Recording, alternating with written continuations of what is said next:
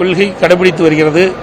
அதை தொடர வேண்டும் என்றும் நாடாளுமன்ற தொகுதி மறுசீரமைப்பை தமிழ்நாட்டிற்கு எந்த விதத்திலும் பாதிப்பு ஏற்படாத வண்ணம் அந்த மறுசீரமைப்பை நடத்த வேண்டும் என்றும், அதேபோல கோதாவரி காவிரி இணைப்பு திட்டத்தை விரைந்து செயல்படுத்த வேண்டும்.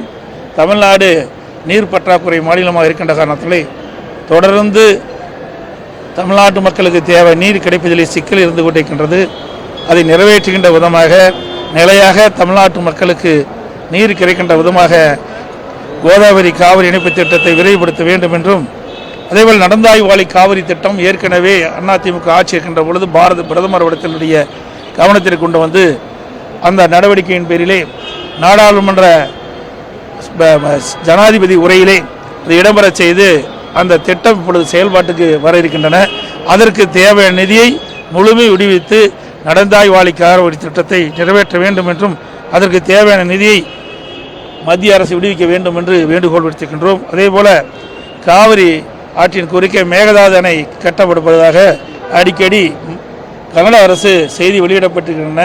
உச்சநீதிமன்ற தீர்ப்பின்படி மத்திய அரசு நடந்து அதில் எவ்வித உச்சநீதிமன்ற தீர்ப்பின்படி தான் மத்திய அரசு கனடா அரசை வலியுறுத்த வேண்டும். அதையும் எக்காரணத்தை கொண்டும் மேகதாதிலே அணை கட்ட மத்திய அரசு துணை நிற்கக்கூடாது என்பதையும் வலியுறுத்தியும், அதே முல்லை பெரியார் அணை நீர்மட்டம் ஏற்கனவே உச்சநீதிமன்ற தீர்ப்பின்படி 116 142 அடி உயர்த்தப்பட்டிருக்கிறது. 142 152 அடி முல்லை பெரியார் அணையுடைய நீர்மட்டத்தை உயர்த்துவதற்கு உச்சநீதிமன்றம் அளித்த தீர்ப்பின்படி அந்த அணையை பலப்படுத்த வேண்டும். அந்த பலப்படுத்துவதற்கு தேவையான நடவடிக்கை மேற்கொள்கின்ற பொழுது கேரள அரசு தடையாக இருக்கின்றது. அந்த தடையை நீக்கி உச்சநீதிமன்ற தீர்ப்புப்படி அணையை உயர்த்துவதற்கு தேவையான நடவடிக்கை மேற்கொள்ள வேண்டும் என்று நான் கேட்டுக்கின்றேன். அதேபோல தமிழகத்தில் ரயில்வே திட்டங்கள் பல நடைபெற்றுக் கொண்டிருக்கின்றன. அதற்கு தேவை நிதி ஒதுக்கீடு செய்யப்பட்டு அதை விரைந்து செயல்படுத்த வேண்டும் என்று கேட்டு, அதோடு தமிழகத்தில் டாஸ்மாக் மிகப்பெரிய முறைகேடு நடைபெற்றிருப்பதாக அமலாக்கத்துறை வெளியிடப்பட்டிருக்கின்றன. அதை முழுமையாக விசாரித்து தவறு இழைக்கின்றவர் மீது கடுமையான நடவடிக்கை எடுக்க வேண்டும் என்று வலியுறுத்தியிருக்கின்றோம். அதேபோல சட்ட ஒழுங்கு தமிழகத்தில் அடியோடு சீர்கெட்டிருக்கின்றது. சிறுமி முதல் மூதாட்டி வரை பாலியல் வன்கொடுமைக்கு ஆளாக்கப்படுவது மிகுந்த வேதனை அளிக்கின்றது. அதோடு போதைப்பொருள் நடமாட்டம் தமிழகத்தில் அதிகரித்திருக்கின்றது என்பதையெல்லாம் சுட்டிக்காட்டி தேவையான நடவடிக்கை மேற்கொள்ள வேண்டும் என்று மத்திய உள்துறை அமைச்சரை சந்தித்து நாங்கள் கோரிக்கை மனு அளித்திருக்கின்றோம். சார், எதிர்க்கட்சி தலைவர் என்ற முறையில் தமிழ்நாட்டிற்கு பல திட்டங்களுக்கான நிதியை ஒதுக்கீடு செய்ய வேண்டும் அப்படின்றதெல்லாம் நீங்கள் பேசியிருக்கீங்க. அரசியல் ரீதியாக 2 தலைவர்கள் மட்டத்தில் நடைபெற்ற இந்த பேச்சுவார்த்தையில் என்ன நடத்தப்பட்டது? அதிமுகவும் பாரதிய ஜனதாவுக்கும் இடையே கூட்டணி உடன்படிக்கை ஏற்பட்டு விட்டது அப்படின்றத நாம ஏற்றுக்கலாமா? நீங்கள் பத்திரிகையில் தான் போட்டுட்டு இருக்கிறீங்க. அப்படி எந்த இதுவும் கிடையாது. இப்போ முழுக்க மக்களுடைய பிரச்சனைக்காகத்தான் நாங்கள் வந்திருக்கிறோம். இன்னும் ஓராண்டு இருக்குது தேர்தலுக்கு.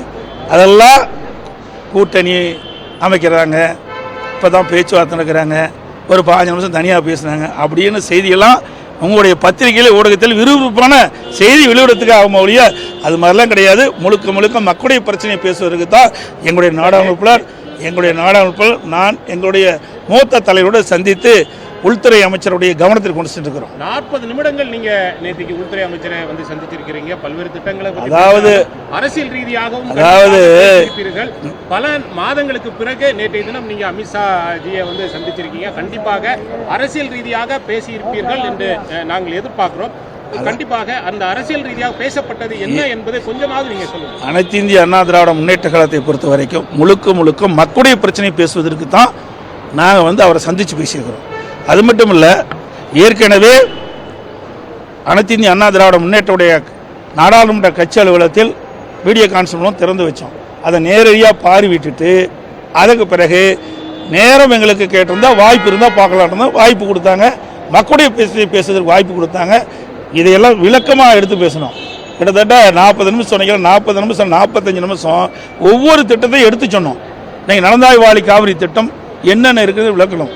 அதுபோல் கோதாவரி காவிரி இணைப்பு திட்டம் என்னென்னலாம் இப்பொழுது நடவடிக்கை மத்திய அரசு எடுத்து வருகிறது என்பதையெல்லாம் சுட்டி காட்டணும்.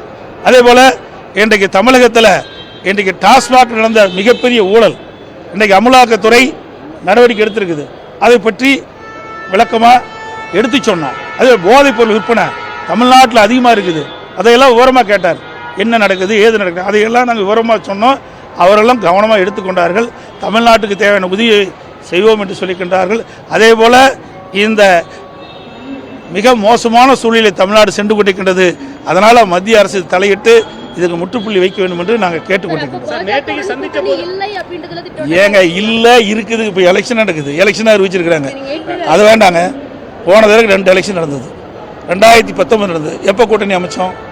2021 நடந்தது. முதல் நீங்கள் சிந்திச்சு பாருங்க. எல்லாமே தேர்தலுக்கு நெருங்கும் போது தான் கூட்டணி அமைப்பாங்க. கூட்டணி என்பது வேற, கொள்கை என்பது வேற. எங்களுடைய கொள்கை எப்பொழுதும் நிலையானது. கூட்டணி என்பது சந்தர்ப்ப சூழ்நிலைக்கு தகுந்த மாதிரி மாறும். இப்போ இருக்கிற திமுக கட்சியோடு இருக்கிற கட்சி, திமுக கூட்டணி அங்கே வைக்கின்ற கட்சியில் அங்கேயே இருக்க போதா? அதெல்லாம் கிடையாது. அதாவது அந்த நேரத்தில் எப்படி சூழ்நிலை ஏற்பதோ அதுக்கு தகுந்த மாதிரி தான் கூட்டணி மாறும். இப்போ நான் கிட்டத்தட்ட நீங்கள் பார்த்தீங்கன்னா அடுத்த மார்ச் தான் நடக்குது. இன்னும் ஒவ்வொரு ஆண்டு இருக்குது. ஒவ்வொரு ஆண்டுக்கு முன்பாகவே உங்களுக்கு விறுவிறுப்பான செய்தி வேணும், பத்திரிகை செய்தி வேணும் என்பதற்காக போட்டு கொடுத்து எங்கள் இடத்துல வாங்காதீங்க. எங்களுடைய நிலைப்பாடு இதுதான். தமிழ்நாட்டு மக்களுடைய பிரச்சனையை ஆளுங்கட்சியாக இருந்தாலும் சரி, எதிர்கட்சியாக இருந்தாலும் சரி, மக்களுடைய பிரச்சனையை முன்வைத்து மக்களுக்கு தேவையான பிரச்சனை தீர்ப்பு வைப்பதிலே முனைப்பாக இருக்கின்ற கட்சி அதிமுக கட்சி என்பதை தெரிவித்து அனைத்து ஊடகங்களுக்கும் பத்திரிகைகளுக்கும் நன்றி, வணக்கம்.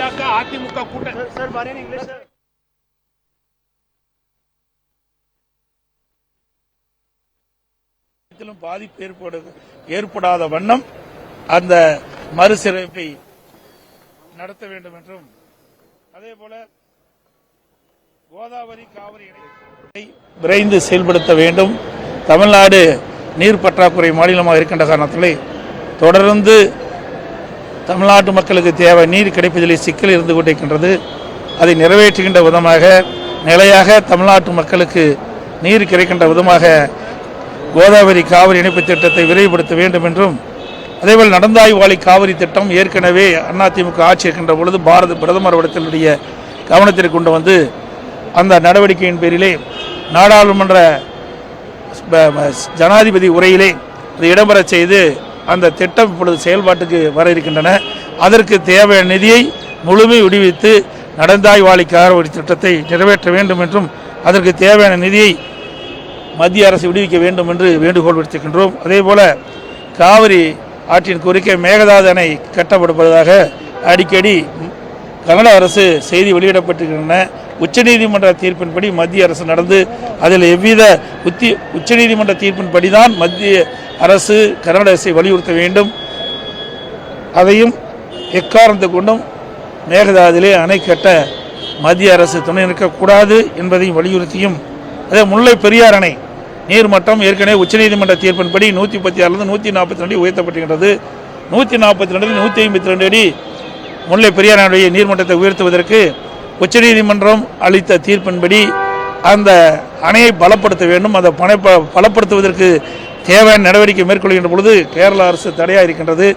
அந்த தடையை நீக்கி உச்சநீதிமன்ற தீர்ப்புப்படி அணையை உயர்த்துவதற்கு தேவையான நடவடிக்கை மேற்கொள்ள வேண்டும் என்று நான் கேட்டுக்கின்றேன். அதேபோல தமிழகத்தில் ரயில்வே திட்டங்கள் பல நடைபெற்றுக் கொண்டிருக்கின்றன. அதற்கு தேவை நிதி ஒதுக்கீடு செய்யப்பட்டு அதை விரைந்து செயல்படுத்த வேண்டும் என்று கேட்டு, அதோடு தமிழகத்தில் டாஸ்மாக் மிகப்பெரிய முறைகேடு நடைபெற்றிருப்பதாக அமலாக்கத்துறை வெளியிடப்பட்டிருக்கின்றன.